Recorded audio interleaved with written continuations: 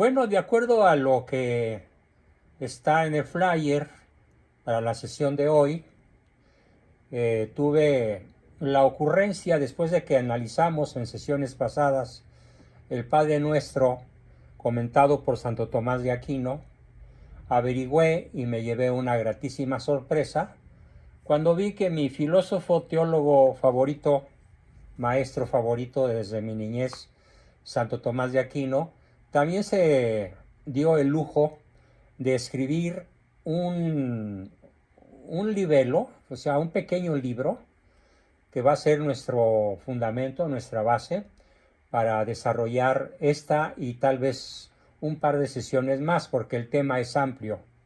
Además de que hoy no las tengo todas conmigo, como les explicaba hace un momento, ando con un insomnio de ya varias semanas y he tenido que estar haciendo un esfuerzo físico muy fuerte. Vamos a ver hasta dónde aguanta el cuerpecín para que podamos tener una buena sesión, pero desde luego el tema da para varias sesiones. Y entonces nuestro tema es comentarios escritos, porque es un opúsculo, es otra manera de llamarle correctamente al librito de Santo Tomás, un opúsculo sobre el Ave María. Cuando lo leí el fin de semana me dejó un sabor tan grato, me causó una emoción tan grande que definitivamente quise compartirla con ustedes. Porque a pesar de que en el grupo hay mitad de hombres, mitad mujeres, de cualquier manera, el modelo de María, vamos a decir que si bien es específicamente un modelo femenino, de mujer santísima, inmaculada, de todas formas, muchas de sus actitudes a lo largo de su vida también son una lección para nosotros los varones.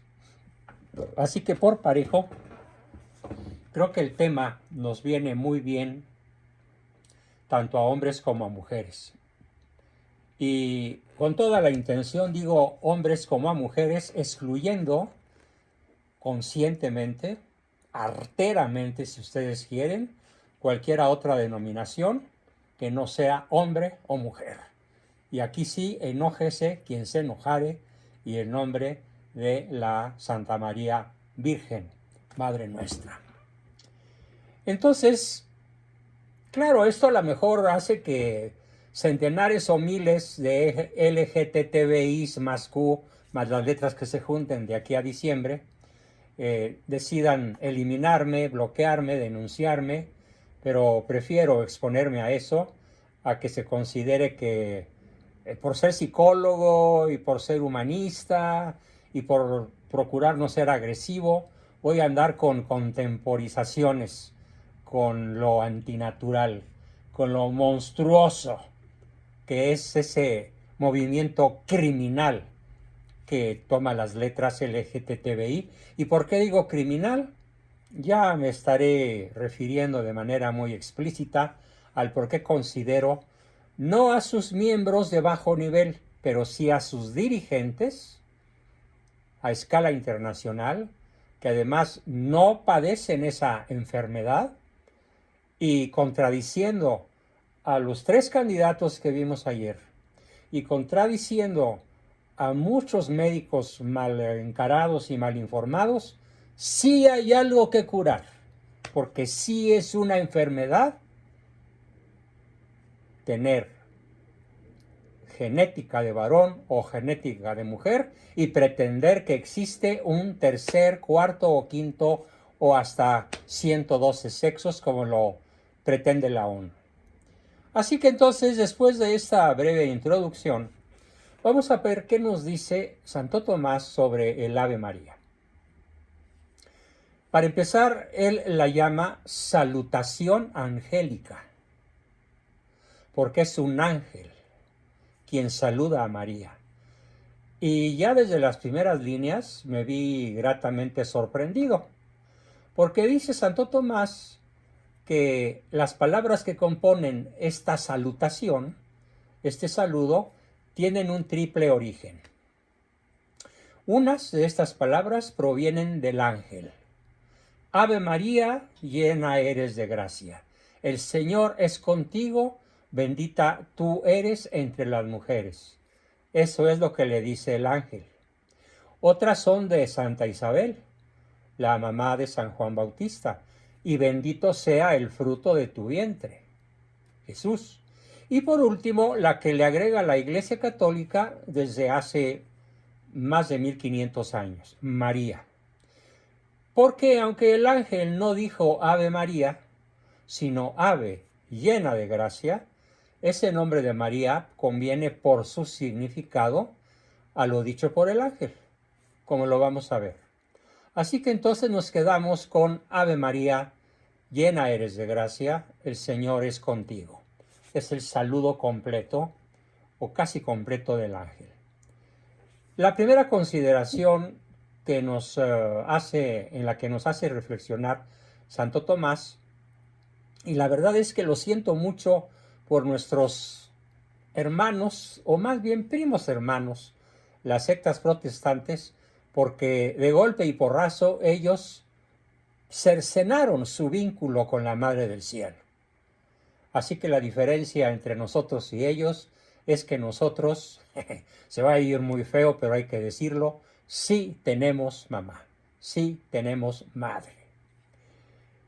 Acerca de esto debe considerarse cuán grande es la importancia atribuida desde la más remota antigüedad al hecho de que los ángeles se apareciesen a los hombres que reverenciaban a los ángeles.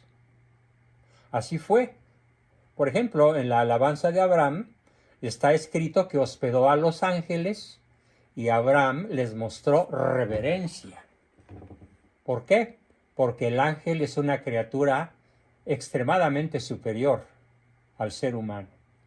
En cambio, que los ángeles reverenciaran a una persona humana jamás se había oído, nunca, en toda la historia de la salvación, hasta que uno de ellos saluda reverentemente a la bienaventurada Virgen diciéndole: Ave María, llena eres de gracia. Primera vez que ocurre en la historia que el ángel se arrodilla ante la Virgen. La razón de que en la antigüedad el ángel no reverenciara al hombre, sino el hombre al ángel, consiste en que el ángel es mayor que el hombre. Y esto en varios aspectos. Primero, por la dignidad, porque el ángel es de naturaleza puramente espiritual. Segundo, porque los ángeles, al ser espíritus puros, se diferencian de nosotros, en cambio, que somos de naturaleza corruptiva, corrompible, y en cierta forma, por el pecado original, ya corrompida. Y así lo reconoce el mismísimo Abraham, desde la más remota antigüedad en el Génesis, cuando clama: hablaré con mi Señor, aunque yo sea polvo y ceniza.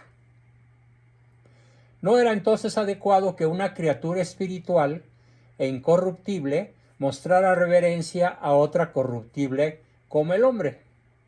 No fue natural entonces, sino extraordinario, sobrenatural, que el ángel se arrodille ante María. Eso nos ubica en la tremendamente elevada dimensión que para los ojos de Dios, que ante los ojos de Dios, y que por lo tanto debería tenerla para nosotros, tiene nuestra Madre del Cielo. Además, había otro factor que era la familiaridad respecto de Dios, porque el ángel es muy familiar a Dios en cuanto el ángel asiste a Dios. Dice Daniel: por millares le sirven los ángeles a Dios, y por millares de millones lo asisten. El hombre, en cambio, la criatura humana, se halla como extraña y alejada de Dios por el pecado. Como lo dice el salmista: me alejé prófugo, con la conciencia cargada. Por lo tanto, convenía que el hombre reverencia al ángel, en cuanto que el ángel es pariente y familiar del rey de la creación. Y además porque la preeminencia de María, la preeminencia del ángel respecto de la divina gracia es muy superior en ellos, en los ángeles, que en los seres humanos. ¿Por qué? Porque dice Santo Tomás que los ángeles participan de la luz divina con absoluta plenitud. ¿Acaso no son innumerables, pregunta el santo, los que forman su milicia y a ninguno de ellos le falta su luz? Por eso el ángel siempre aparece representado, iluminado con luz, como un ser de luz. En cambio, los hombres, aunque en algo participemos de esa misma luz, está reducida y no dejamos de proyectar cierta obscuridad. Dicho sea de paso, no resisto el decir que me causó mucha risa, mucha tristeza y mucha lástima los que ayer y en cuanto supieron del eclipse dijeron que era un símbolo oscuro, tenebroso, tremebundo, que nos iba a ocurrir algo fatal, que qué barbaridad. Y ya nada más les faltó decir, como dicen los chinos, que los dragones se comen el sol, pero que como se indigestan, el sol los vomita. Bueno, así de decadente es nuestra sociedad actual. Volviendo al tema, entonces no era tan adecuado que el ángel mostrase reverencia al hombre antes de encontrar en la naturaleza humana. Fíjense bien, no era natural que el ángel reverenciara al ser humano antes de encontrar en la naturaleza humana a aquella con A mayúscula y acento en la E porque es pronombre, a aquella en la que esos tres aspectos, ella excede a todos los ángeles y a quien quiso reverenciar el ángel llamándole Ave María.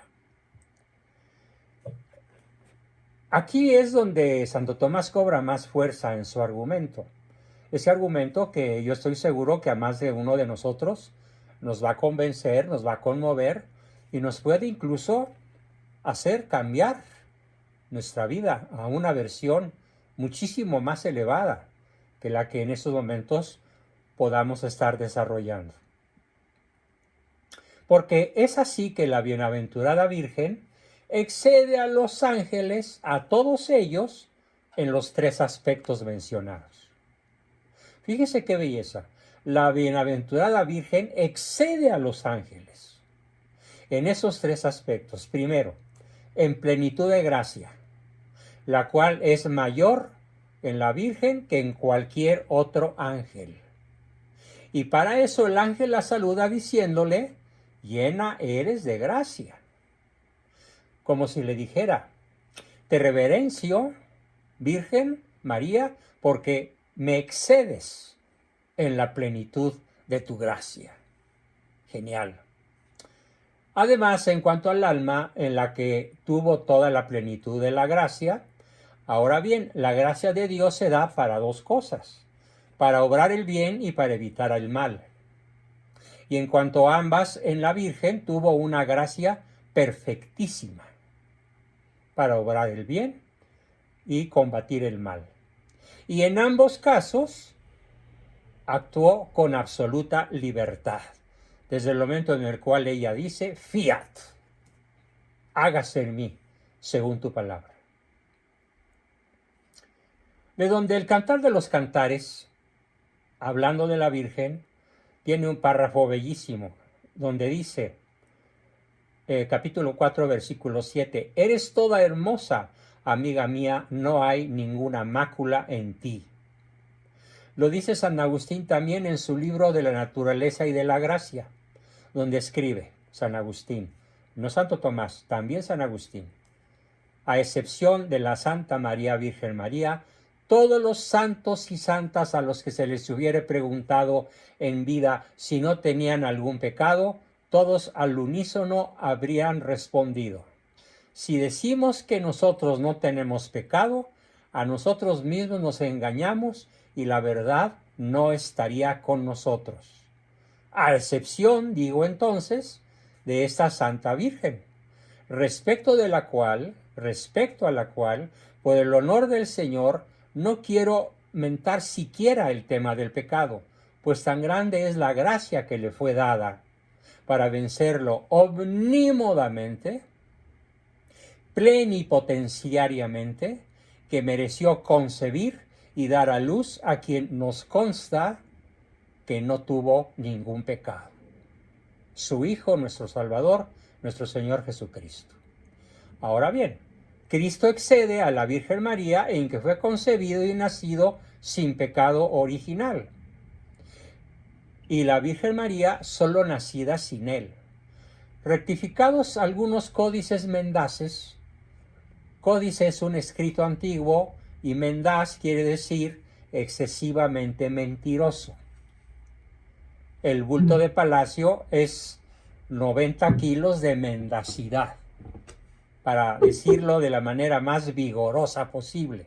La mendacidad es el colmo de la maldad consciente al mentir. Ya se le sumó la Sheinbaum e incluso hasta lo rebasó en el debate de ayer.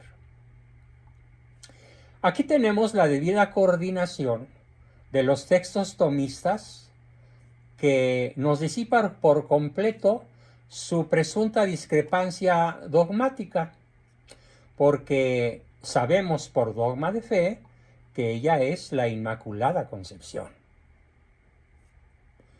Pero quizás sea más importante señalar que la Iglesia, al enseñarnos que la Santísima Virgen fue preservada del pecado original, ex morte Christi prevista, es decir, en previsión de la muerte de su Hijo, nos confirma con Santo Tomás que fue redimida antes de la muerte de Cristo, ajena al orden de la caída hereditaria del pecado original.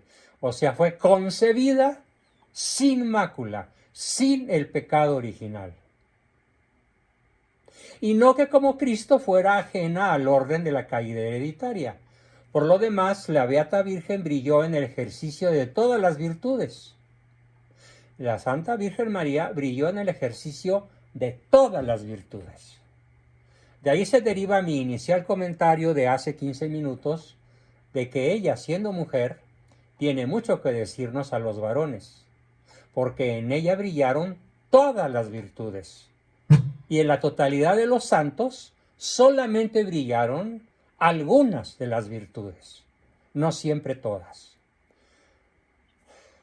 Aquel fue humilde, aquel otro fue casto, aquel otro fue un portento de misericordia, ¿sí? Pero difícilmente se dieron las tres en una misma persona. Y por eso se los presenta como ejemplo de determinadas virtudes. Así San Nicolás, ejemplo de misericordia. Pero la Beata Virgen María es ejemplo de todas las virtudes sin excepción.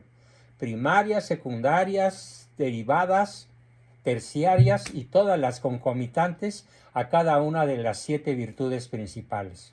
Porque en ella encuentras ejemplo de humildad. He aquí la esclava del Señor. Y luego, el Señor vio la humildad de su esclava, el ejemplo de castidad perfecta. No conozco varón. ¿Cómo es que voy a concebir si no conozco varón?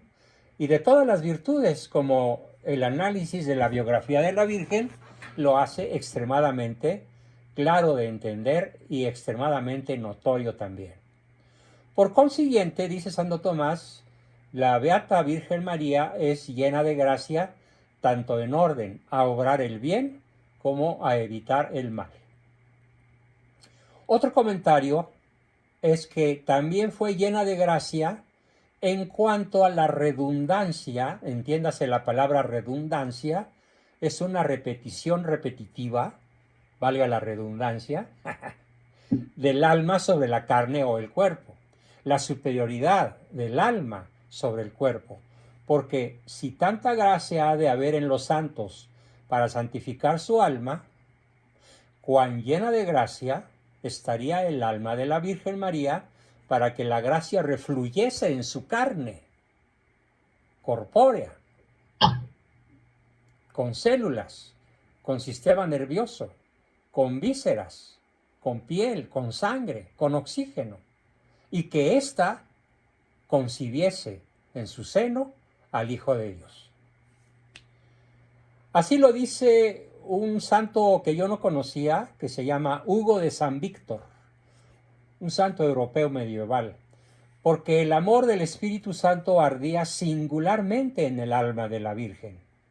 Por eso obraba maravillas en su carne, a tal punto que de ella Dios nacería varón. A tal punto que de ella Dios nacería ser humano. Lo santo nacerá de ti y será llamado Hijo del Altísimo. Lo santo que nacerá de ti será llamado Hijo de Dios. Otro comentario de Santo Tomás también. En cuanto a la influencia sobre todos los hombres, hablando de la Virgen y su influencia sobre todos los hombres, dice Santo Tomás, porque grande es la gracia si en algún santo alcanza para salvar a otros hombres, pero si fuera suficiente para la salvación de todos, sería máxima. Y esto acontece en dos personas, en Cristo y en la Virgen. Eso quiere decir que de aquí se deriva el famosísimo dogma de María corredentora del género humano. Porque en todo peligro de esta misma Virgen gloriosa puedes obtener salvación. Mas líbranos del mal, amén. Ruega por nosotros pecadores, ahora y en la hora de nuestra muerte, amén. De donde el Cantar de los Cantares dice, libro de la Biblia, 1000 escudos, esto es, defensas contra los peligros, penden de la Virgen. Asimismo, en toda obra de virtud puedes tenerla como ayuda. En toda obra de virtud puedes tenerla como ayuda. Y por eso ella misma dice, la misma Virgen dice, en mí tenéis toda esperanza de vida y de virtud. Eclesiastés capítulo 24, versículo 25. Así pues, Nuestra Señora, Madre del género humano, está y es llena de gracia y excede a todos los ángeles en plenitud de gracia. Y por eso con mucha propiedad se llama María, lo cual significa, para los que no lo sepan, sorpréndanse, María significa iluminada. Según lo explica Isaías, María significa iluminada y creo, Anita, que logré sorprenderte. Bien, parece que no lo sabías, ¿no? Magnífico, qué bien. No lo sabía. ¿Ya lo sabías? No. ¿No lo sabías? Bueno, qué belleza, ¿no? Qué belleza. Iluminada. Lo declara el profeta Isaías, capítulo 63, versículo 11, donde dice, hace Isaías hablar a Dios, Dios Padre, Dios Creador. Llenaré tu alma con esplendores y también serás iluminadora, como la luna que iluminada por el sol ilumina el mundo. Además, excede a los ángeles en familiaridad divina. Esto es formidable. ¿Quién está más cerca de Dios? ¿Los ángeles o ella? Ella. Y para expresarlo, el ángel le dice, el Señor es contigo. Es como si dijera, por eso te reverencio, porque tú eres más familiar de Dios que yo, le dice el ángel. Pues el Señor es contigo. Y al decir el Señor, no solo nombra al Padre, sino también al Hijo, a quien ni ángel ni otra criatura lo tuvo como ella lo tuvo en su vientre, desde que era un microscópico cigoto. Porque al igual que cualquiera de nosotros, la naturaleza humana de Cristo se desarrolló exactamente como se desarrolla la de cualquiera otra criatura humana. Y el santo que nacerá de ti será llamado el Hijo de Dios. Dios Hijo en tu vientre. Y Isaías exclama, exulta y entona alabanzas, casa de Sión. La casa de Sión es la casa de Israel. Desgraciadamente de aquí se deriva un término abominable, sionismo, que es la deformación antitética, absolutamente contraria de todo lo que estoy explicando.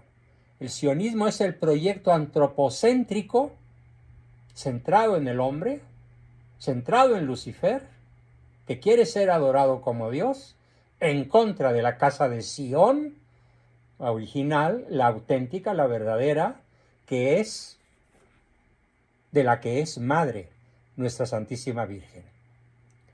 Puesto que ella está en medio de ti y cerquísima, familiar, muy familiar, tremendamente cercana y familiar al Santo de Israel. De distinto modo está el Señor con la Beata Virgen que con ese ángel, porque con ella está como hijo, y con él, con el ángel, como Señor. ¿Quién es más importante, el Hijo o el Señor? Asimismo el Señor, es decir, el Espíritu Santo, está en ella como en un templo. Por eso a la Virgen María la llamamos Templo del Señor, Sagrario del Espíritu Santo, porque concibió del Espíritu Santo. El Espíritu Santo vendrá sobre ti, de manera que la Virgen María es más familiar con Dios que lo que es cualquier otro ángel, porque con ella está el Señor, está el Padre, está el Hijo y está el Espíritu Santo, es decir, la Trinidad completa. Y por eso se canta acerca de ella. Cantamos los católicos, no los protestantes. Ellos desconocen, o si lo conocen, lo rechazan. Esto que a continuación leo. De toda la Trinidad, noble triclinio. ¿Qué es un triclinio? El lugar donde se reclinan tres personas. ¿Cuáles son? Dios Padre, Dios Hijo, Dios Espíritu Santo. Por eso el Señor es contigo engloba a la Trinidad. Es lo más noble que se le puede decir a la Virgen. Con razón el ángel reverencia a la Virgen porque siendo madre del Señor es señora.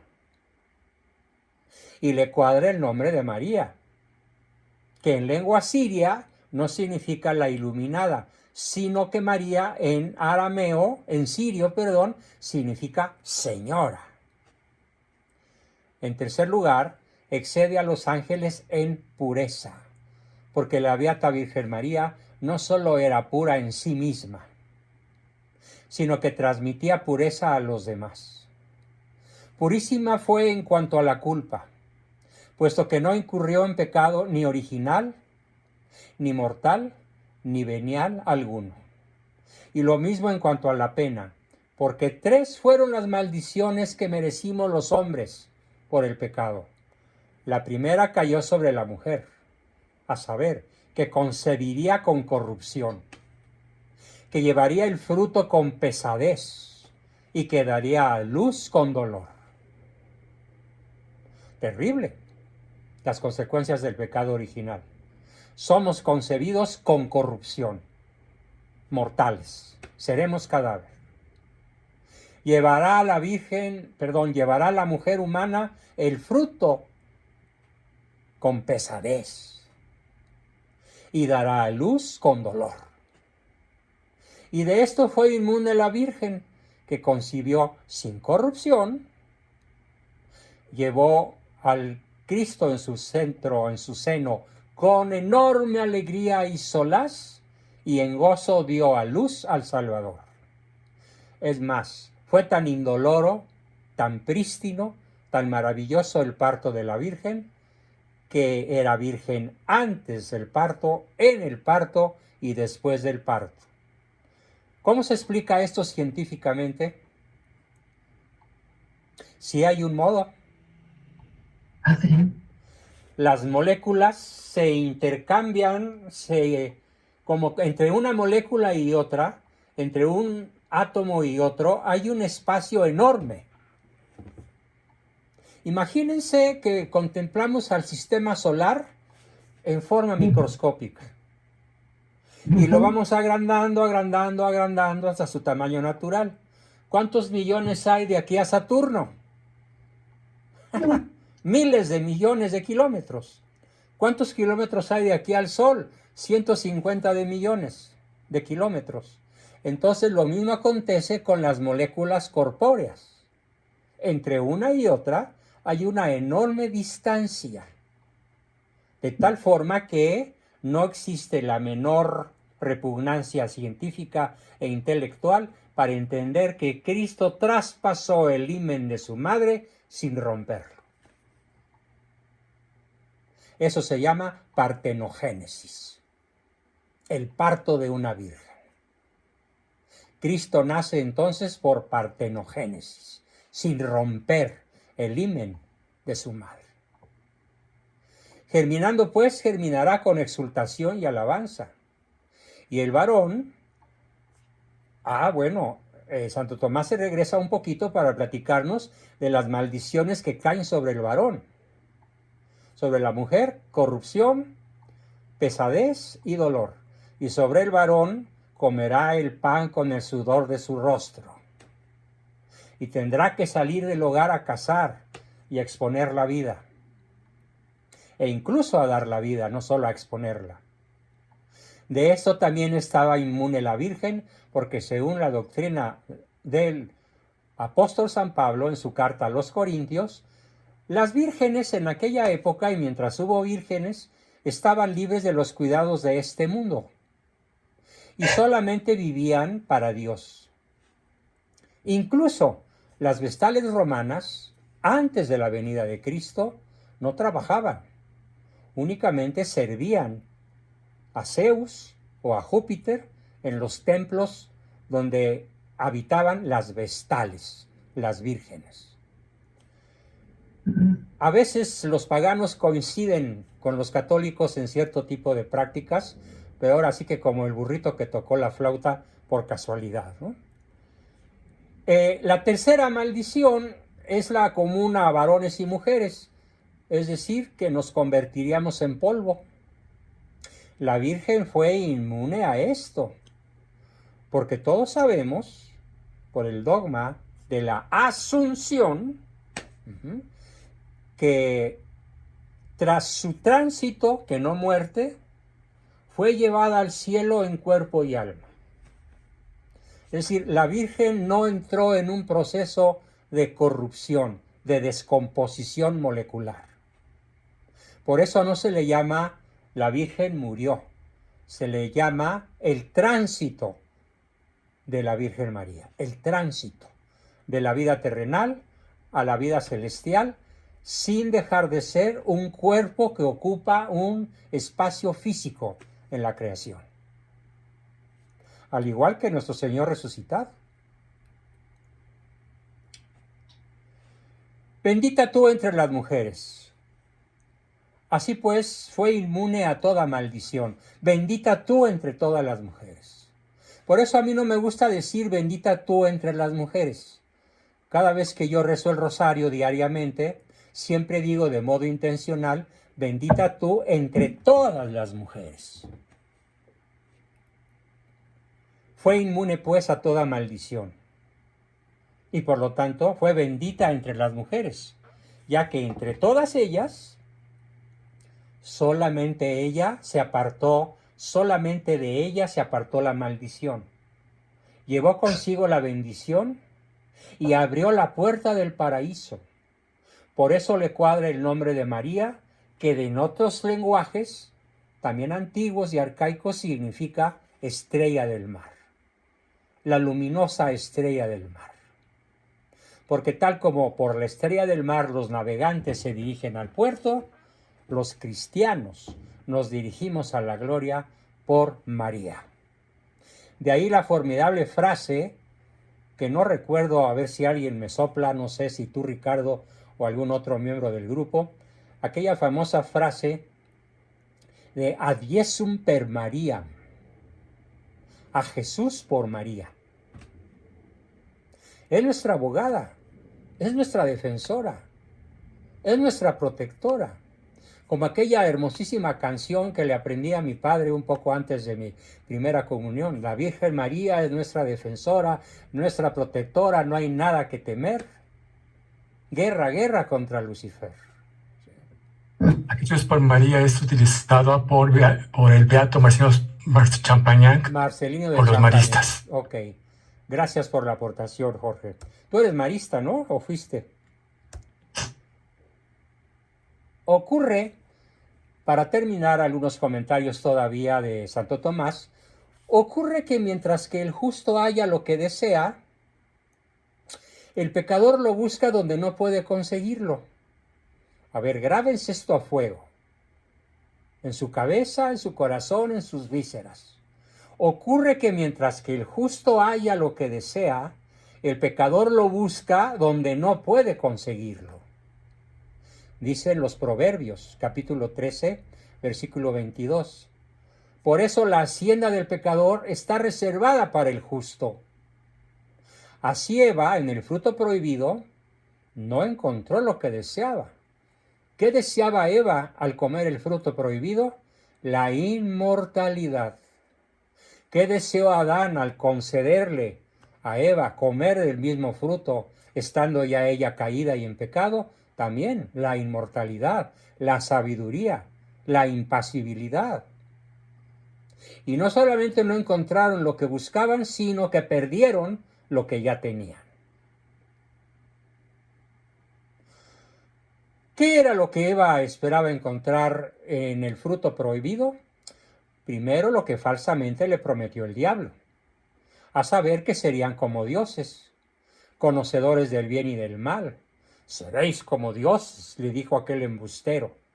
Y mintió porque era mendaz. Ya quedamos qué significa mendaz, y padre de la mentira. Ya que Eva al comer el fruto no se hizo semejante a Dios, sino desemejante. Pues pecando se alejó de Dios su Salvador y así fue expulsada del paraíso. Pero aquello esperado es lo que halla la Virgen en el fruto de su vientre, y también todos los cristianos. Y esperamos que todos los que estamos aquí, y a muchos más a los que podamos convencer, pues por Cristo nos unimos y nos asimilamos a Dios.